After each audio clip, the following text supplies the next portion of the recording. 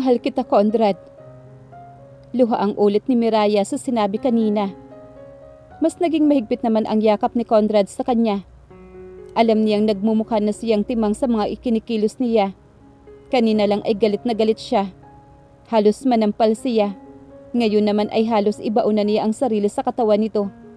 Hanggang ngayon, kahinaan niya pa rin si Conrad at walang nagbago roon. Mahal na mahal rin kita, Mira. Ilang beses na niyang narinig na sinabi nito. Alam niyang may mga bagay na malabo pero hinahayaan niya magbukas ang isip at puso niya. At sinasabi ng puso niya na totoo ang mga salita nito. Lumuwag naman ang yakap ni Conrad sa kanya. Ikinulong sa mga palad nito ang magkabila niya mukha. Nanunuot ang init mula sa palad nito patungo sa kanyang balat. Masuyo at mabagal na hinahagod ni Conrad ang pisngi niya gamit ng hinlalaki nito upang pawiin ang mga luha ang namamalisbis roon. Hanggang sa bumaba ang mga labi niya, ang daliri nito. Inilapit ni Conrad ang mukha sa kanya at pinagdikit ang mga noo nila. Ramdam niya ang mainit at mabango nitong hininga na tumatama sa mukha niya. Hindi mo alam kung gaano kita na-miss. Punong-puno ng emosyon ang boses nito. Labis-labis. Tinamnan nito ng halik ang noo niya. Masuyo, puno ng pag-iingat. Ang puso niya, sobra-sobra na nitong pinakakaba. Sobra-sobra na nag-iingay, lalo pa at inulit nito ang ginawa nito na para bang kay tagal nitong inasam na gawin ang bagay na iyon. Sa minsang papaghagod ng daliri nito sa pang-ibabang labi niya ay mas kumpol na kilabot na naman para bang sumasabog sa kanyang mukha at nanunulay sa kanyang buong sistema. Ang dami kong gustong sabihin. Kinikilabutan siya na maramdaman ang pagkibot ng bibig nito sa bibig niya. Pero isang bagay lang ang gusto kong sabihin sa'yo ng paulit-ulit. Halos pabulong nagaralgal sa boses ni Conrad. Mahinang-mahina pero nakakadala. Para siyang hinahalina. Bumilis ang tibok ng puso niya. Napahawak siya sa palad ni Conrad na nakalapat sa kanyang pisngi. Pakiwari niya kasi kailangan niya iyong gawin para huwag mabuway sa kinatatayuan niya. Gusto kitang halikan, Mira. Napalunok naman siya. Mas lumakas pa ang pagkabog ng puso niya. Nakakabulahaw na halos lahat ng mga balahibo sa katawan ay tumitindig sa isang kumpas lang. I own you. May nginig sa boses nito. Gusto niyang maiyak. Ramdam niya kasi ang lalim ng hugot ng sinabi nito. Ramdam niya ang pagmamahal na pinagdudahan niya noong una. Sino ba naman kasi ang maniniwalang ang lalaking pinapangarap niya buong buhay na binaliwala siya ay nangumpisal ng pagmamahal sa kanya ngayon. Ang hawakan ka ng ganito, malaya at hindi ka nagagalit. Tila isang panaginip. 5 taon, Mira. 5 taon kong hinihintay at pinangarap ito. Ngayong nasa harapan na kita, hindi naman ako makapaniwala. Ayokong pumikit. Ayokong kumurap. Dahil baka mawala ka pa. Hindi ko na kayang mawala ka pa muli. Tila siya nasasaktan sa intensidad ng boses nito. Wag mo na ulit gagawin. Ang lumayo sa akin. Hindi ko nakakayanin, wife. Mahal na mahal kita. Kayong dalawa ng anak natin. At sa ilang saglit lang, sinakop ni Conrad ang mga labi niya. Marahan na marahan. Punong-puno ng pananabik ang bawat hagod ng mga labi nito. Pero naroroon din ang pag-iingat. Napakabagal ng halik ni Conrad. Napakabanayad. Tila kinakabisadong muli ang bawat sulok ng kanyang bibig. Animo bagong kaibigan. Wala itong pinalalampas. Halik pa lang pero para na siyang nagbabaga sa init at pagnanasa rito. Gumanti siya. Tinumbasan ng kaparang intensidad ang halik nito. Pumaloob ang mainit at malambot nitong dila sa kanyang bibig. Gumagalugad sa bawat sulok ng kanyang damhin. Nakakatulori ang isip niya. Walang nais na bumitaw sa kanilang dalawa. Hanggang sa tila kinakapos na ng hangin. Huminto sila ng halikan. Walang makakapantay sa tamis ng labi mo, Mira. Ang sinabi ni Conrad bago muling sinakop ang bibig niya. Ang kanina lang ay banayad na halik. Naging mas mapusok na sa ngayon, mas mapaghanap, may pagmamadali, may mabibigat na ring mga hiningang pinakakawalan nila. Iba yung kiliti ang binubuhay nito sa katawan niya. Tila binabanat ng anit niya. Nakakapangapos ng hininga ang ginagawa nito, pero ayaw niyang tumigil. Pinananabikan niya ito. Nanguyapit siya sa batok ni Conrad. Habang lumalaon ay gumagawa na rin ng sariling kilos ang mga daliri niya. Bumaba ang isang kamay ni Conrad na pumipigil sa batok niya. Dumaos-dos iyon sa kanyang makitid na baywang. Kumakawala ang ungol sa kanya ng maramdaman ang bukol nito sa gitna. Nangangalit na si Conrad, mistulang nakahanda ng manubok. Bumangon, mas malalim na pananabik sa puso niya. Ilang beses niyang naramdaman ang kahandaan nito. Epokrita na siya kung hindi niya aaminin na nagugustuhan niya at namimiss niya na maramdaman ito muli sa loob niya. Alam ng Diyos na may naglandas na init sa gitna ng kanyang mga hita. At sa isang iglap lang ay umangat siya mula sa inaapakan. Parang bulak lang siyang binuhat ni Conrad at nagsimula itong humakbang nang hindi hinihiwalayan ang mga labi niya. Bawat hakbang nito ay parang presong nais na magwala ang puso niya. Kinikilabutan siya sa naisip, nakahahantungan nilang dalawa.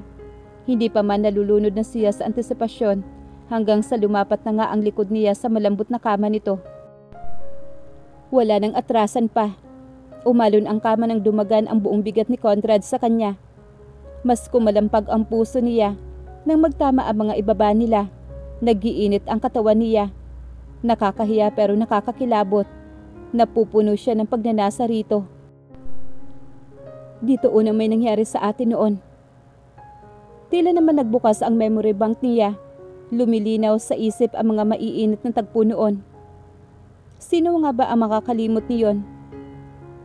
Every time na namimiss kita, dito ako nagpupunta at nagkukulong. Inaalala ko ang mga sandaling masaya tayo. Kung sana ay nakikita niya ang mukha ni Conrad habang nagsasalita ito. Kung paanong gumagalaw ang bibig nito. Kung paanong nanginginig ang mga mata nito. Umaangat ang palad niya at dinadama niya ang bawat sulok ng mukha nito. Katamtamang kapal, kaya naman nakaimprenta sa utak niya. Natutusok ang palad niya sa mga mumunting balbas na hindi pa naaahit sa mukha nito. Ilang ulit na pinaraanan iyon ng daliri niya. Binalikan mo ba talaga ako? Pumalaot ang hinala na naglalaro sa utak. Nagkaroon ng tinig. Naninigurado ang kanyang tanong. Inuulit ko. Binalikan kita. At hinanap kita, Mira. Isang bagay pa ang parang dumudukot sa utak niya. Si Olga. Bakit nandoon siya sa building ng araw na yon? Imbes na sagutin siya ni Conrad, dinala nito ang palad niya sa kanyang dibdib. Nararamdaman mo ba, babe? Marubdob ang tibok ng puso ni Conrad. Kung pwede lang na magsalita ang bawat pintig, ikaw lang ang isinisigaw nito. Maniwala ka, ikaw lang. At ang sa amin dalawa ni Olga, tapos na iyon nang ma-realize ko na ikaw ang mahal ko. Minahal mo ba talaga ako? I felt something. I won't lie. Pero hindi matutumbasan ng anumang meron kami noon. Ang pagmamahal ko sa iyo ngayon. Mahal na mahal kita, Mira. Bumalong ang mga luha niya sa narinig. Nakakapanghinayang. Ang dami sanang masasayang alaalang pinagsaluhan nilang dalawa. Magkasama sana nilang pinalaki ang anak nila. Sana ay nasundan na si Jacob. Ang daming nasayang na panahon dahil lang sa mali niyang akala. Nawala siya sa tamang rason. Mas pinairal niya ang hinanakit at galit. Kung sana, iba ang naging desisyon niya. Kung sana, hindi agad siya bumitaw. Pero ang mas mahalaga, magkasama na nilang haharapin ang bukas para sa anak nila. Hindi na sila bibitaw sa isa't isa. Si Baby Jacob. Ganyan kung tawagin namin si Jacob noon.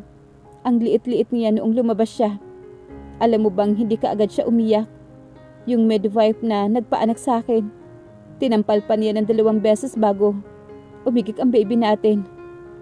Narinig niya ang pagsinghot naman ni Conrad. Sa kasiya nito mahigpit na niyakap at ibinaon ang mukha sa gilid ng leeg niya. I'm sorry. Paulit-ulit itong sambit. Pero paano kung mananatili akong bulag habang buhay? Then, ako ang magiging mata mo, Mira. Ako ang magiging mga mata mo gaya ng kung paano mo pinunan ang nawala kong alaala noon.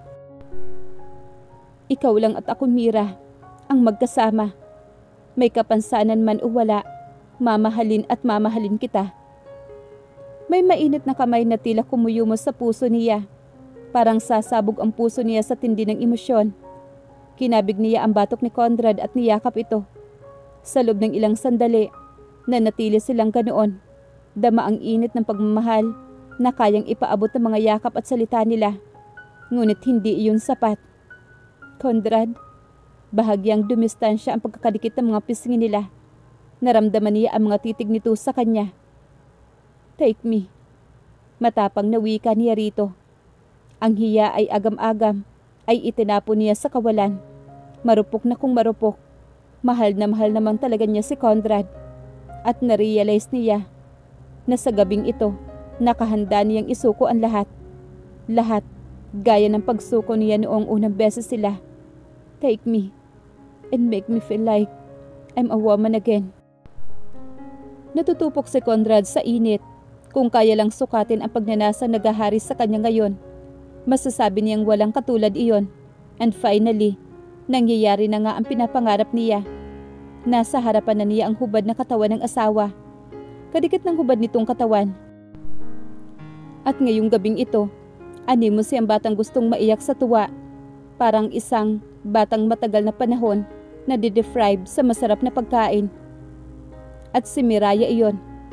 Wala siyang balak na tantanan ito. Yes, sabihin na nga na nagiinit siya. Masisira ang tuktok niya kung hindi niya maaangkin muli ang asawa. Saka na ang pag-uusap, makakapaghintay iyon. Pero ang naghuhurumintado na bagay sa kanyang ibaba, nakahanda ng magwala. Conrad, mas bumilis ang tibok ng puso niya sa pagtawag ng asawa sa pangalan niya. Dinampian niya na masuyong halik ang kahuli-hulihang daliri nito sa paa. Yes, sinasamba niya ito sa bawat parte ng katawan nitong maraanan ng bibig at mga kamay niya. Umangat siya at muling sinakop ang naghihintay nito mga labi. Bumaba ang halik niya sa panga nito hanggang sa sensitibong lieg, ang bango ng balat ng asawa niya. Tinutudyo niya ng balbas ang lieg ni Miraya. Napapaungol ito at napapayakap sa kanya ng mas mahigpit, lalo pa nang simula niyang kagat-kagatin ang lieg nito. Para na siyang gagong nababaliw. Pinaraanan niya ng dila ang perpektong hugis ng leeg nito patungo sa punong dibdib. Kalkulado niya, pinauunlakan ng halik ng punong dibdib nito habang dinadama ang mga palad ang malambot at makinis nitong balat. Marahil na nagising ang diwa ni Miraya na may nagbago sa sarili niya. May bahagi ng kanyang pagkataong napuna na naging buo. Napangiti siya. Binalot man ng dilim ang paligid. Wala man siyang makita. Pakiwari niya ay sumasabog ang lahat ng kulay sa mundo sa harapan niya. I love you. Mas kumurba ang mga labi niya nang maalala kung paano paulit-ulit na sinasambit ni Conrad ang mga salitang iyon. Sinikap niyang ibulsa ang kilig nang maalala ang mga pinagagawa nila ni Conrad. Pagalit-galit pa siya, pero heto, bumigay rin pala at hindi lang basta sumuko. Nagiinit na naman ang sulok ng pisngi niya. Parang may mga langgam na gumagapang sa kanyang balat at mga daga na nag-uunahan sa pagtakbo sa sikmura niya. Kinagat niya ang ibabang labi upang supilin ang kilig. Just last night, ibinigay niya ang lahat-lahat kay Conrad. Wala nang nakikita. Nilingon niya ang katabi. Pareho silang hubad at nasa mismong tapat ng tainga niya ang bibig nito. Dinikit niya ang payapa nitong paghinga. Malalim ang tulog nito, napagod din pala. Buong akala niya ay hindi na siya nito tatantanan pa. Buti na lang at sinaniban ng kabaitan. Napangiti siya. Sino ba ang mag-aakala na may nakatago rin pala siyang enerhiya sa katawan para sabayan ang kanyang asawa? Mailap ang tulog kay Conrad. Simula 2:00 na madaling araw ay gising na siya. Nasisilip na niya ang bintana, ang dahan-dahang pagbubuka ng liwayway. Nagiging klaro na ang puno sa labas ng bintana. Paano ba siya makakatulog kung ginigising ng mahal niya ang buong kamalayan niya? Hindi niya mapigilan na titigan ang asawa. Natatakot siyang kumurap at baka sa isang iglap lang ay maglaho ito. Gusto niyang nakatuon lang sa magandang mukha nito ang mga mata niya, pero kailangan niya ring kumilos. Kumakalam na ang sikmura niya. Siguradong gutom na rin ang asawa niya pagising nito. Buong ingat niyang inalis sa pagkakaunan sa kanyang braso ang ulo ni Mira. Ngunit umungol ito at nagsumiksik sa kanya. Kaya naman napangiti siya. Sounds like someone missed me so much. Hindi napigilang paraanan niya ng daliri ang hugis ng ilong nito. Kailanman hindi siya magsasawang titigan ang kagandahan ng asawa niya. Hinalikan niya ito. Bumaba ang mga labi niya sa bahagyang nakaawang ng mga labi nito at isang magaang halik ang iginawad niya doon. Saka maingat niyang umahon sa kama. Kailangan niyang ipaghain ng asawa. Naglalakad siya pababa ng hagdanan na pasipol-sipol at pangiti-ngiti. Nagmumukha na siyang gago. Ipagluluto lang naman ang gagawin niya, pero sobrang na-excite siya. Isang bagay na may stock sila agarang inihanda ni na Mario at Manang Lorna. Binuksan niya ang ref at naglabas ng itlog at ham. Ang bilis ng naging kilos niya. Ilang saglit lang ay naihanda na niya kaagad ang agahan at naiayos sa tray. At gumawa pa siya ng fruit shake para sa asawa niya. Pinasadahan niya ng titig ang tray. May kulang. Alam niya kung ano ang kulang sa magandang arrangement na sisidlan ng pagkain ng tray. Bitbit ang kitchen chairs ay nagtungo siya sa garden. Tinarget kaagad ng mga mata niya ang namumukadkad na sunflower. It was so beautiful and timeless. Maayos niya iyong inilapag sa tray. Perfect. Babalik na sana siya sa kwarto nila. Ngunit naramdaman niya ang isang yakap mula sa kanyang likuran. Hey! Nilingon niya ito. Masyado palang kinakain ng ginagawa ang atensyon at hindi man lang naulinigan ang mga kaluskos nito. Bakit ka pa bumaba? Maingat niyang inalis ang mga braso nito at pumihit. Ang napakaganda nitong mukha. Hinalikan niya ito. Sinadya niyang tagalan ang pagkakalapat ng mga labi nila. Gutom na ako. That's it. Maglambing ka pa sa akin. Gustong-gusto niyang pagsilbihan ito. Una sa lahat, ibinibigay niya rito ang bulaklak na agad naman itong dinala sa ilong nito. Mas lumawak pa ang ngiti nito, mas lalo itong gumanda. Kain na tayo? Inalalayan niya itong makaupo sa upuan. Mabilis ang kilos na inayos niya ang pagkain sa harapan nito at naupo rin sa tabi nito. Kinuha niya ang tinidor at tumusok ng ham at isinubo sa asawa. Umangil man pero walang nagawa ito, kundi pagbigyan siya at hayaan siyang subuhan ito. Baka manaba ako niyan. Sira ka talaga. Namumukol na ang mga pisngi at hindi masyadong klaro ang mga salita nito. Sa asawa niya nagmana ang kakyutan ng anak nila. Ilang oras na silang nawalay sa anak nila. Kaya naman namimiss na niya si Jacob. May isang misyon pa ang daddy niya. Kaya naman, ni hindi siya sumisilip sa phone. Ayaw niya muna na istorbo. Alam naman ni Hana na kasama niya si Mira. Matapos kumain at nagligpit ay sabay na silang naligo ng asawa niya. Yes, naligo lang sa umpisa. Pero nung matapos, may ginawa na naman sila. Bigla na lang umuukil-kil ang mga kamunduhan sa utak niya. Conrad, hindi na sabon niyang dumudula sa mga hita ko. Ngumisi naman siya. Pinadaos-dos pa niya ang mga mahahabang daliri sa gusto niyang lakbayin. Nakita niya kung paano umawang ang bibig ng asawa nang marating ng mapangahas na kamay ang kasilanan nito. Tinutudyo niya ang bahaging iyon. Tinatantiyan niya kung papayag ba ito o hindi.